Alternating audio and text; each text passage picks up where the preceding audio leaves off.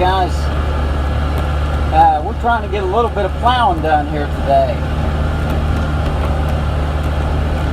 Man, it has been wet in our area, and I think it's been wet a lot of places in the country. Too wet to farm here.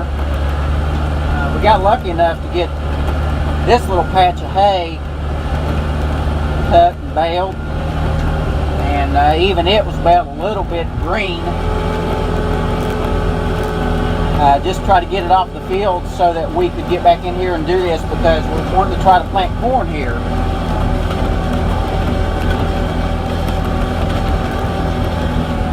This hay ground was about spent. A lot of weeds and Johnson grass. Kind of expect corn to be high this year, so we're going to plant more corn, and we chop everything this fall for silage. So this is a chisel plow that we're using today, and this is going to be a little bit rough. We don't have great big fields here in my area. We're kind of hillside farmers. The biggest field we have is only 18 acres, so we don't have great big equipment.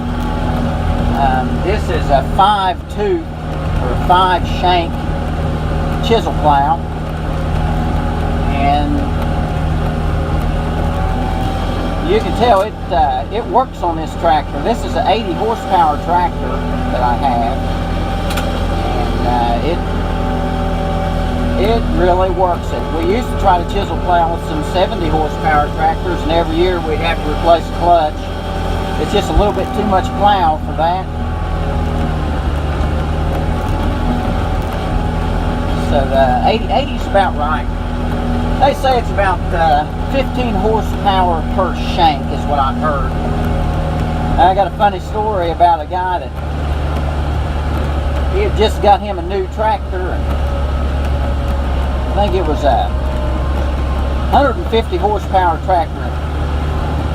Boy, was he ever proud of that tractor, and he decided he wanted to chisel plow his ground with it. I think he went and got about a 15 shank. I mean, it was huge chisel plow. He thought, boy, he was going to take that tractor out there and just lay into it and really get her done. He took that big old 150 horsepower tractor out there, and down through that field he went, just a flying, and he dropped that chisel plow, and it just about rode him through the front windshield and killed that tractor dead. So that kind of gives you an idea of what kind of power it takes to even pull a small plow like this, because it digs deep and it busts it up. It's kind of like ripping ground. I really prefer it over a turn plow. It really busts it up nice, and keep your topsoil on top. Now we'll come back and disc this at least twice before we plant corn in here. And we do a lot of no-till planting on our corn, but where this ground hasn't been worked for years and it's been in hay, it just needed to be tore up just a little bit and kind of get a fresh start. Where we haul, my brother hauls a lot of manure on these fields. He's got a dairy.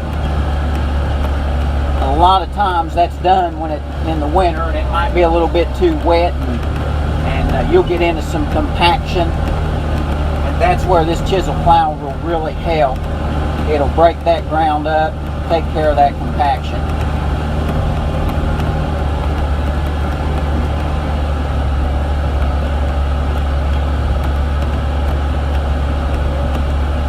So the greenhouse is done now for spring. Our last day of sales was on Saturday, and we are done until the mums will be in about 2 weeks, and we'll start planting mums. Spring sales are over. Now we're trying to get some farming done. We've got about 70 acres of hay to try to get made, and no weather to do it. It's really been raining here every day.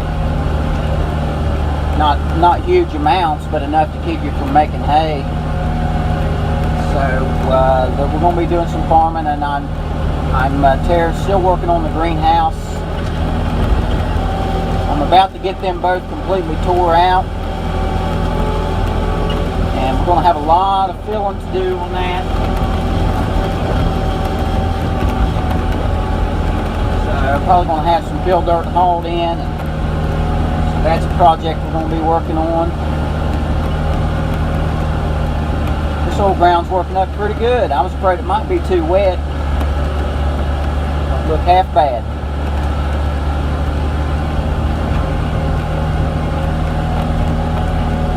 This just a little old, about 2.5, 3 acre field. It's nothing unusual for us to get 20 tons of corn to the acre, corn silage.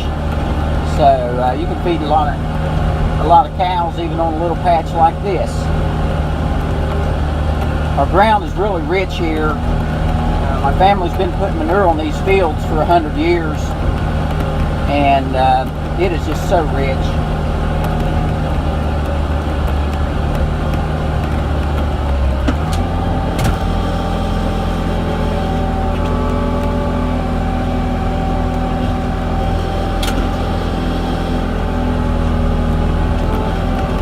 Thing we try not to do here is you never want to do much turning with that chisel plow in the ground. It's really hard on those shanks.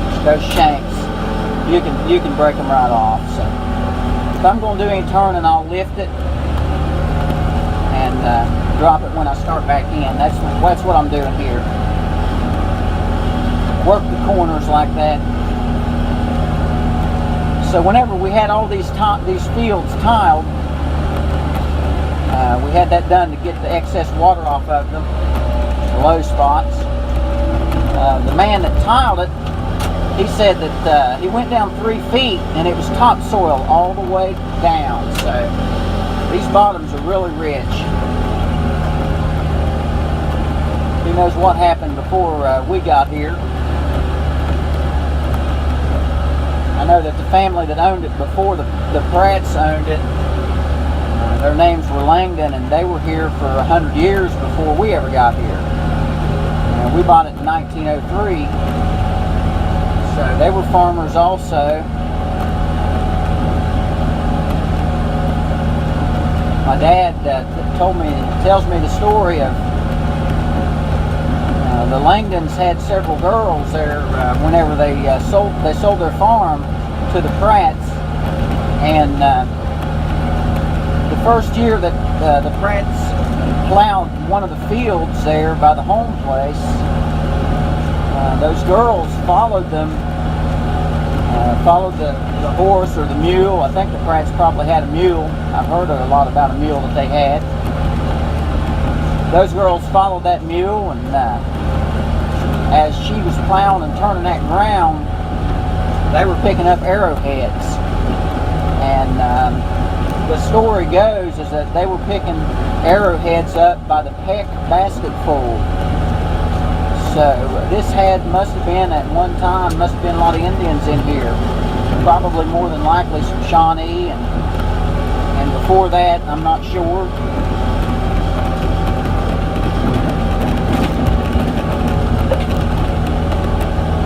Just kind of a little bit of interesting history there.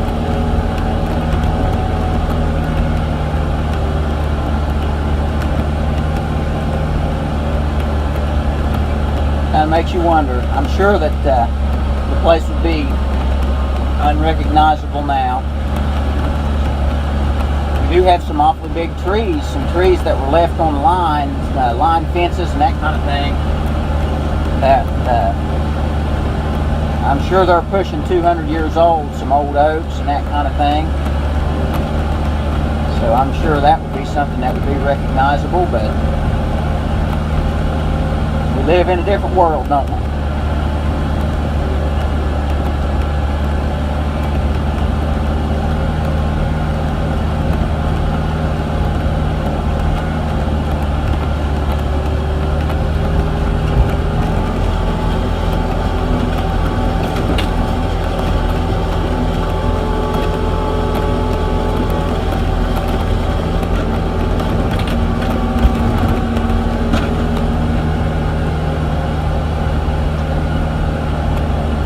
guys for coming along. I appreciate it. I don't do this for money. I haven't monetized, and I don't think I'm going to. I just enjoy it.